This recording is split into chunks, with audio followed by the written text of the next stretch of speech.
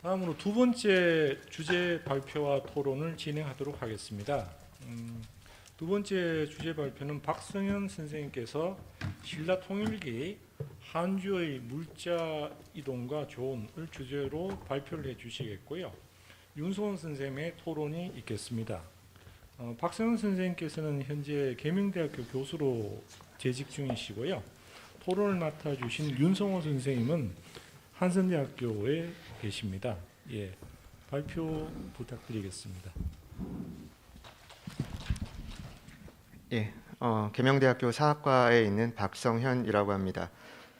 제가 오늘 맡은 주제는 신라 통일기 한주의 물자 이동과 조언인데요. 제 발표가 전체 주제에 비해서 좀 다른 점들이 몇 개가 있는 것 같은데, 첫 번째는 다른 발표들은 전부 다 이 서울 경기 지역이 중심이었던 시기인데, 이제 제가 다룰 주제만 여기가 변경이었을 시기를 다루고 있다는 점이 다른 것 같고, 그리고 이제 자료가 많지 않은 시기이기 때문에 제가 이제 나중에 도움을 받아야 될 부분이 오히려 많을 것 같습니다. 그러니까 제가 기여할 수 있는 부분보다 도움을 받아야 될 부분이 많을 것 같습니다. 예, 다만 이제 제가 이제 여기서 좀 소개해드리고 싶은 자료가 지금 하남 선동에서 출토된 기와 자료가 있는데, 많이 알려지진 않았는데 굉장히 물리와 관련해서 중요한 자료인 것 같거든요. 그래서 이 자료는 제가 좀 이번 기회를 빌어서 소개해드리고 싶어서 준비를 했습니다. 주제에 대해서는 이미 말씀을 드렸고, 예, 특히 이제 주목되는 자료 이따가 보여드리겠지만, 지금의 이제 하남 선동에서 출토된 명문 자료가 꽤 많이 있습니다. 이 자료의 성격에 대해서도 이따가 말씀을 드리겠지만, 저는 이제 이것을 여러 군현, 한주 소속 여러 군현에서 주치로의 물자 이동을 보여주는 자료라고 특히 이번에 그렇게 판단을 했습니다. 근데 이제 기와와 같이 무거운 물자를 주치까지 가지고 오도록 한 거는 이제 기와의 생산 체계에 대해서도 여러 가지 연구가 있는데, 저는 수운 체계가 존재했기 때문이라고 생각을 합니다. 그러니까 이것이 전제가 되어서 그와 같은 일이 있었다는 거죠. 그래서 한 주의 수운 체계가 어떠했을까 하는 문제에 대해서 한번 생각을 해봤고, 예, 근데 이제 이러한 것들은 기본적으로 조세로 거둔 곡물에도 동일하게 적용되었을 것이라고 생각을 했습니다. 더 나아가서 한주 지역에서 수취한 물자를 어떻게 왕도까지 운송했을까 하는 문제까지 생각해 봤고, 사실은 이제 고려 시대부터 이제 전국적인 조은 제도가 존재했던 것으로 알려져 있는데, 신라에도 그러한 제도가 있었을지의 여부에 대해서도 생각을 해봤습니다. 예, 먼저 이제 자료에 해당하는 부분입니다. 1925년에 이제 을충년 대홍수라는 것이 있었는데, 이때 이제 당시의 경기도 광주군 동부면 설리에서 다수의 이제 명문 기와가 채집이 되었습니다. 위치가 여기입니다. 설리이고, 그 다음에 이제 여기가 이제 이성산성이 있는 곳인데, 이 이성산성의 동쪽 지역이 지금 이제 교산지구 신도시가 예정되어 있는 곳이 바로 한주의 주치가 중심지가 되는 곳입니다. 그래서 한주 주치 인근에 이 선리라고 하는 곳에서 여러 이제 기와들이 출토가 됐습니다. 그래서 이것이 이제 국립중앙박물관, 서울대학교 박물관 등에 소장되어 있고,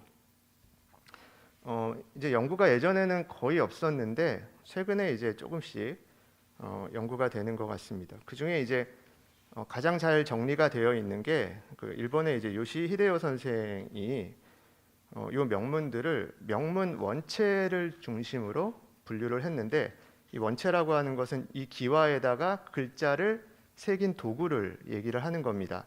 그래서 인장을 가지고 새긴 것과 탄알판, 이제 기와를 제작할 때 탄알판으로 이제 두드려서 만드는데 탄알판에 글자를 새긴 것, 이렇게 분류를 했습니다. 예, 요것들이 이제 먼저 인장에 새긴 것들인데 이와 같은 내용들입니다. 예, 북한, 예, 수국, 해구선, 이런 식으로 고봉현, 수국, 해구선가, 황양, 수, 해, 우, 초, 요거는 이제 그 똑같은 글자인데 인장이 다르기 때문에 다르게 분류를 했고요. 인장의 종류가 다르기 때문에 그래서 원체가 같다는 것은 글자가 정확하게 일치한다는 겁니다. 내용만 같은 것이 아니라 그러니까 같은 도장으로 찍었다는 거죠. 이러한 것들이 있습니다.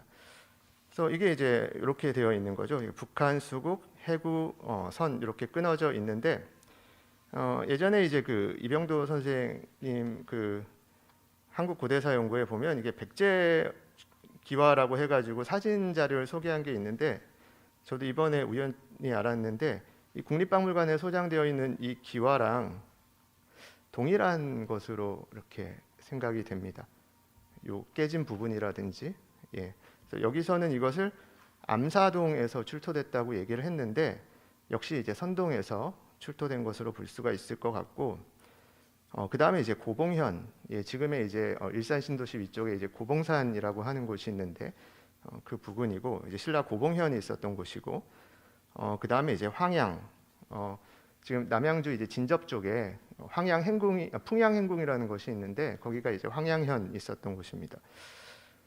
이건 이제 탄알판에 찍은 건데 요게 이제 북한 수자 이렇게 되는 부분이고 그 다음에 이제 천정구 군은 지금의 이제 교하에 해당하는 곳입니다. 그리고 이제 왕봉 지금 이제 행주에 해당하는 곳이죠. 그 다음에 이제 율목은 이제 과천에 해당하는 곳이고, 요거는 이제 정확하게 같은 탄알판으로 찍었다는 것은 이 목자나 그 해자 부분을 보면 이 글자가 정확하게 일치한다는 것을 알 수가 있습니다. 그 다음에 이제 송악, 그 다음에 이런 것들입니다. 근데 이제 이것이 이 선동에서만 나온 것이 아니고 이 군현명의 소재지에 있는 산성에서 출토되기도 했습니다. 그래서 요건 이제 그 북한산성, 그러니까 아차산성이죠. 아차산성에서 출토된 건데 거기는 이제 뭐 북한이라고 하는 명문이 많이 나오긴 했는데 이렇게 해자가 들어간 것도 있고 요 아까 보여드린 것과 정확하게 일치하는 그런 명문 기와도 몇 개가 출토가 됐고요. 이건 이제 포천 반월산성에서 출토가 된 건데 마홀수 해구초 이렇게 되어 있는 기와가 출토가 됐습니다. 그래서 이제 이 명문이 무슨 뜻이냐? 공통적으로 군현명이 나오고 해구라고 하는 글자가 들어가 있습니다. 이제 그 중에 가장 긴 것은 군현명에다가 수, 국, 해구, 선가, 초 이렇게 복원이 됩니다. 이 중 해구는 출토지인 선동 주변의 지명으로 생각이 됩니다. 그래서 아마 잘 안 보이실 수가 있는데 여기가 이제 그 기와 출토 위쪽에 있는 게 기와 출토 지점이고 아래쪽 동그라미가 여기 이제 일제시대 지형도인데 해천이라고 되어 있습니다. 개해자를 써서 해천, 지금의 고덕천에 해당하는 곳입니다. 그리고 이제 가타카나로 이제 개내라고 되어 있습니다. 개해자니까 이제 개내라고 되어 있습니다. 그래서 요 해천의 어귀 정도로 해석할 수가 있을 것 같고요. 물론 이 어구랑 그 고덕천 하구랑 이 선동은 약간의 거리가 있는데 거의 뭐 비슷하다고 할 수도 있을 것 같고요. 그 다음에 이제 선가는 이제 일상적으로 쓰이는 용어는 아닌데 선착장 또는 조선소를 의미하는 것이다라고 하는 연구가 있었고요. 이 국이라고 하는 것은 이것이 구경이라는 것을 보여주는 것이다. 이것도 이제 전에 이미 제출된 견해입니다. 그리고 이제 초는 보통 이제 지붕을 이는 새를 의미하고 다른 기와 명문 중에 이제 와초가 나오기도 하는데 이것은 그 질로 된 그 새, 그래서 디세라고 했는데 기와를 의미하는 것입니다. 이 문제가 되는 것이 이 수의 해석인데 첫 번째는 이제 그야말로 받는다라는 의미로 봐서 해당 군현에서 구경, 해구, 성가의 기와를 받는다. 근데 이제 이렇게 서술보단 해당 군현에서 받을 구경, 해구, 성가의 기와 이렇게 하는 거고 다는 이제 수는 이제 할당받은, 담당한 이러한 뜻으로 보는 거죠. 그래서 해당 군현에서 할당받아 제작한 구경, 해구, 선가의 기와 이렇게 보는 두 가지 방향이 있습니다. 그래서 저도 사실 이 기와를 처음 알게 된 건 석사 논문을 쓸 때 처음 알았는데 처음에는 그 첫 번째 견해에 가까운 것으로 해석을 했었어요. 근데 지금 생각은 이 두 번째에 해당하는 거다. 각 군현이 할당받아 납품한 선가 건물용 기와로 보는 것이 타당하다고 생각합니다. 첫 번째는 동일 군현명의 기와는 한두 가지 유형으로 일정하지만 다른 군현의 기와는 차이가 있다. 그러니까 군현이 다르면 기와도 다르다. 그리고 기와 생산이 점차 일반화되는 경향을 고려하면 했을 때 운송 수단만 확보가 된다면 납품을 받는 것이 효과적이었을 것이다. 이렇게 생각을 합니다.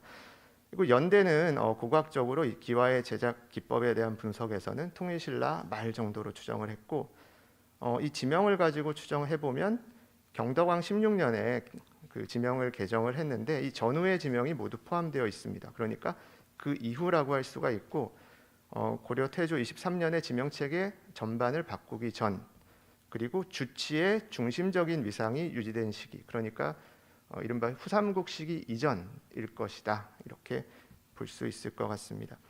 그래서 대체로 8세기 말에서 9세기 사이에 행정명령에 따라 각 군현에서 주치의 해구 성가에 사용될 기와를 제작하여 납품한 것으로 이해할 수가 있고 이것은 수운이 전제가 되어야 한다라는 것까지가 첫 번째 얘기를 말씀드린 거고 그랬을 때 이제 한주의 수운을 보면 한주에 소속된 군은 주치인 한주와 중원경을 제외하면 28개인데 선동 출도 기와에 나오는 것은 그 삼국사기 지리지에서 20번째 개성군까지로 국한되어 있습니다.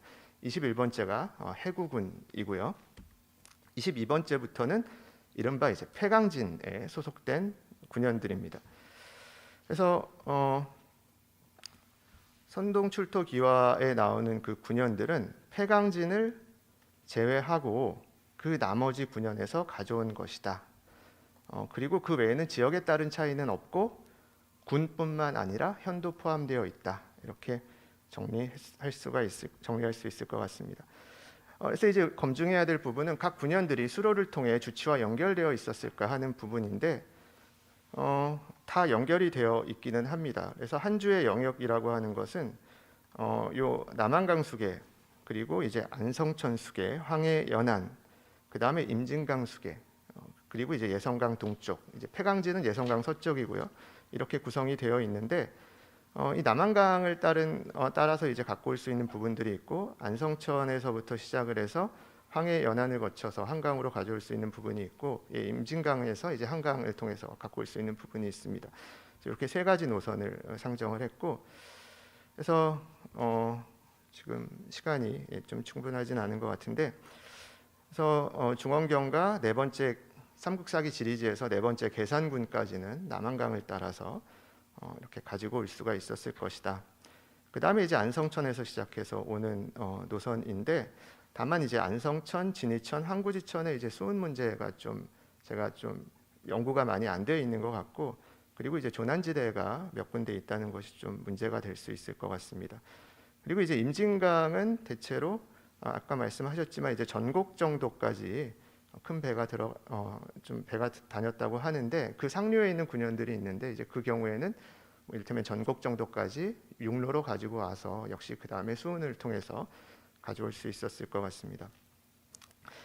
그랬을 때 이러한 수운 체계는 이러한 기와 운송을 위해서 만든 것은 아니고 기본적으로 조세로 수취한 곡물을 운송하기 위한 것이었을 것이고 다만 그것을 활용해서 기와와 같은 물자도 운송할 수 있었을 것으로 생각이 됩니다. 더 나아가서 아까 선가라고 하는 것도 그러한 시스템과 관련된 것으로 볼 수 있을 것으로 생각이 됩니다. 그래서 창고와 여러 가지 환적 시설로 이루어진 그런 시설이었다고 생각합니다. 그래서 이 선가는 이 주치와 굉장히 5km 정도 떨어져 있는데 그래서 이 주치 부근에 이러한 물류 시설을 운영한 것으로 볼 수가 있을 것 같습니다.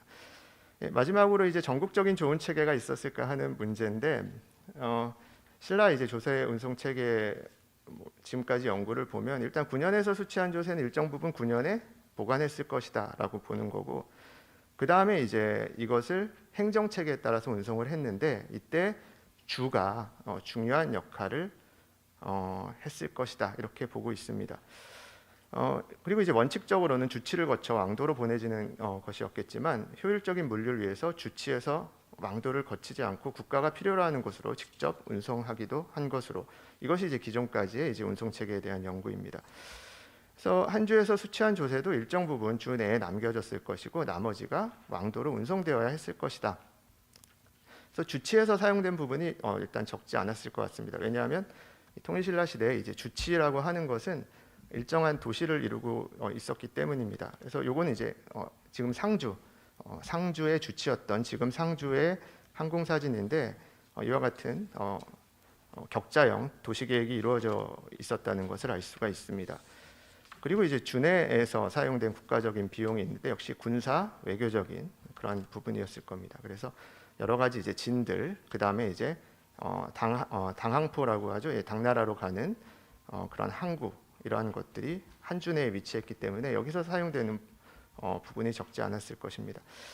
그 다음에 이제 한주에서 어떻게 왕도로 운송되었을까 해서 일단 연안항로를 이용하는 방식과 하운을 이용해서 남한강과 낙동강 수운을 이용하는 방식을 상정할 수가 있는데 이 가운데 연안항로를 이용하는 방식은 고려시대 때는 활용을 하지만 좀 어렵지 않았을까 이렇게 판단을 했고 이제 조선 초에 그 낙동강 수계의 물자를 조령을 통해서 충주에 이제 경원창으로 납부하게 했었는데 이와 비슷한 방식을 활용할 수 있지 않았겠는가 뭐 이런 생각을 했습니다. 이와 관련해서 이 소경의 기능에 대한 그 좀 주목할 만한 연구가 있는데 이 소경이 수로를 통해 모은 물자를 그러니까 이제 소경에서 물자를 집하를 해서 수로를 통해서 여기에서부터 이제 환적을 해가지고 육로로 왕경까지 가지고 갔을 것이다. 그리고 왕도의 인구를 소경으로 이주시켜 일부를 현지에서 소비하도록 했을 것이다라고 하는 연구가 주목이 되었습니다. 그래서 중원경과 서원경은 확실히 그와 같은 입지에 있고 북원경은 수원 조건은 좋지만 영로, 그러니까 고개를 넘어가는 육로를 이용하기는 쉽지 않았을 것 같고 반대로 남원경은 영로를 이용하기는 좋지만 수운을 통해 물자를 집하기는 불가능했을 것 같습니다. 그래서 이상의 경우를 살펴보면 소경에서 직접 물자를 수집하기보다는 주치에서 일단 수집을 하고 필요한 만큼 소경으로 보냈을 가능성이 크다고 생각을 하고 그래서 소경에서는 거기에서 소비될 물자와 왕도로 보낼 물자를 이제 역시 주치에서 소경이 수로로 연결되어 있기 때문에 그렇게 가져갔던 것으로 생각이 됩니다. 근데 이제 저는 이제 오히려 소경에 대한 연구에서 주목되는 것은 소경에서 오히려 소비를 했을 것이다라고 하는 부분이 중요한 것 같은데 그래서 물론 넘긴 부분도 있지만 상당 부분을 소경에서 소비를 하지 않았을까 이렇게 생각을 했고요. 그 다음에 이제 명주와 무주에는 소경이 없는데 왜 그랬을까라는 것을 좀 오히려 주목할 필요가 있을 것 같습니다. 그랬을 때 이 두 주 같은 경우는 해로로 연안항로로 왕도로 직접 물자를 보낼 수 있는 그러한 위치에 있다. 그래서 명주 같은 경우는 연안항로를 통해서 그리고 무주 같은 경우에도 영산강이라든지 아니면 뭐 섬진강 쪽으로 좀 돌려가지고 거기에서 이제 남해안을 따라서 왕도까지 납부를 하지 않았을까 생각을 했습니다. 그래서 원신라 지역의 삼주와 함께 명주와 무주는 수운으로 조세를 왕도로 보내는 그런 좋은 체계에 포함되어 있었을 것이다. 그래서 신라 통일기에는 구주의 분정과 사소경의 설치를 토대로 원신라 지역의 삼주는 기본적으로 낙동강 하운 및 연안해운을 통해 조세를 왕도까지 운송했을 것이고 연안해운은 명주와 무주까지 확장되었을 것이다. 한편 한주, 삭주, 웅주, 전주의 경우에는 소경을 통해서 왕경인을 나가 살게 하고 해가지고 이 소경을 통해서 조세를 납부하게 했던 것이 아닐까 이러한 체계를 한번 생각을 해봤습니다. 그래서 결국 수운이 주가 되는 물류 체계가 신라 때부터 존재했던 것으로 볼 수 있지 않을까. 여기까지 제 발표 내용이 될 것 같습니다. 네, 감사합니다. 감사합니다. 윤 선생님 토론 진행해 주시죠. 네, 여러분 안녕하십니까. 한성대학교 윤성우라고 합니다. 네, 저도 오늘 이 좋은 자리에 초청해 주셔서 감사하고요. 박성현 선생님 그 발표도 굉장히 재밌게 잘 들었습니다. 많은 공부가 되었습니다. 선생님이 발표하신 내용에 대해서 큰 틀에서는 저도 상당히 공감하는 바이고요. 세부적으로 이제 시간이 별로 없다 보니까 크게 이제 3가지 정도만 추가로 좀 보충 설명을 해주셨으면 해서 토론문을 작성을 해봤습니다.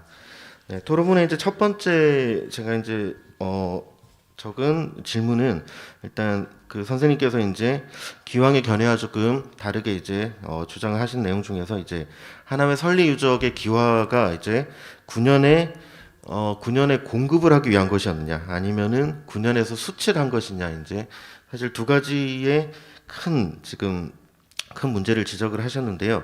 뭐 지금 발표 과정에서도 충분히 언급은 해 주신 것 같습니다. 그리고 사실은 설리기와 자체가 뭐 어디서 받은 것인지 보낸 것인지를 떠나서 이미 당시에 신라가 충분히 그 한강과 서해 그다음에 지류를 통해서 물류 시스템이 구축되었다는 것을 이해하는 데는 크게 어렵지 않을 것 같습니다. 예, 다만 이제 저 같은 경우도 예전에는 이제 그 수치를 받은 것이 아니라 이제 보낸 것으로 이해를 했었는데요.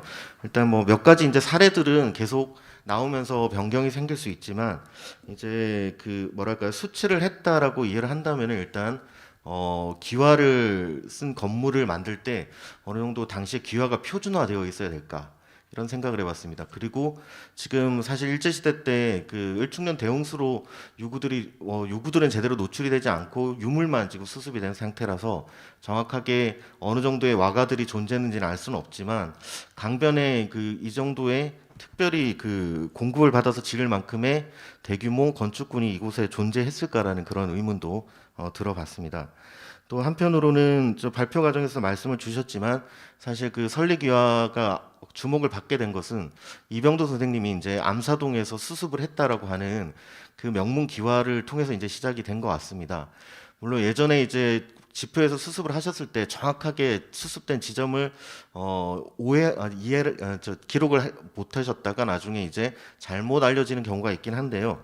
이제 선생님은 암사동에서 수습한 것을 일단 설리에서 수습이 된 게 아닌가라고 말씀을 주셨는데 사실 만약에 그게 실제로 암사동에서 지표에서 수습이 됐다라고 한다면은 이것은 조금 다르게 봐야 될 것 같습니다. 왜냐하면 설리에서 쓰고 남은 것을 그럼 암사동에 공급한 것인가에 문제가 됩니다.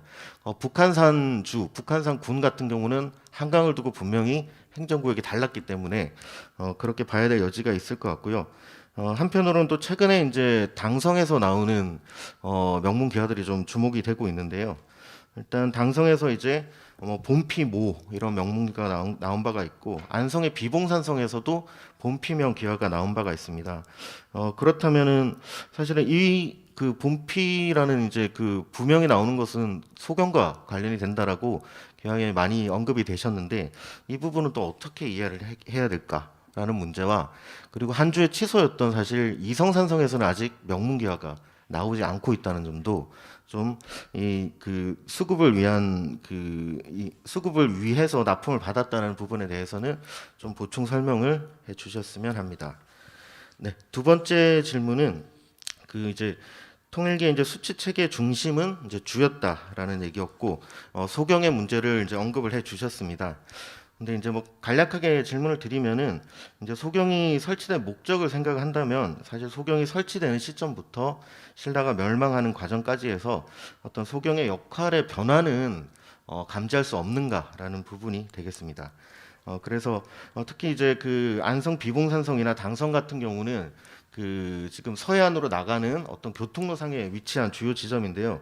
여기서 본피명의 기와가 나왔다고 한다면 혹시 소경에서 뭐 무역과 관련된 수치를 담당했을 가능성은 없는가라는 의문이 들어서 한번 질문을 드려봤습니다. 세 번째는 그 하만 성산산성의 이제 목간 문제가 되겠습니다. 성산산성 목간은 여러분들 잘 아시겠지만 사실 신라가 가야 지역을 북송한 이후에 이제 신속하게 그 지역의 거점을 정비하기 위해서 상주 지역에서 있는 많은 물자들이 일시에 이제 공급이 된 걸로 일반적으로 이해를 하고 있습니다. 그래서 이거 같은 경우는 사실 상주의 주치에서 각 그 군현에 있는 물자를 수합을 해서 낙동강을 통해서 보내느냐 아니면 각 군현에서 직접 성산산성으로 보냈느냐에 논란이 있긴 하지만 이렇게 이제 그 취소가 모든 것을 총괄하는 부분이 일률적으로 적용할 수 있는 건가 아니면 이제 시기적인 변화상을 감지할 수 있는가 부분도 한번 생각해 볼 필요가 있지 않을까 싶습니다. 한편으로 그 토론문에는 빠졌는데요. 지금 당성에서 수습된 기와 중에 주부토명 기와가 확인이 된 바가 있습니다. 그 주부토면 인천의 계양산성이고 사실은 그렇게 된다면은 그 계양산성 그러니까 그 다른 여기 이렇게 이제 수치를 받아서 쓰고 남은 것이 아니라 이제 현끼리도 주고받는 그런 시스템도 갖춰져 있지 않을까라고 생각이 들어서 한번 또 말씀을 드렸습니다. 네, 네, 제가 질문은 여기까지입니다. 네, 선생님, 그 제2 주제 발표해 주신 박성현 선생님과 토론 담당해 주신 윤성우 선생님 감사드립니다. 예, 박수 부탁드리겠습니다.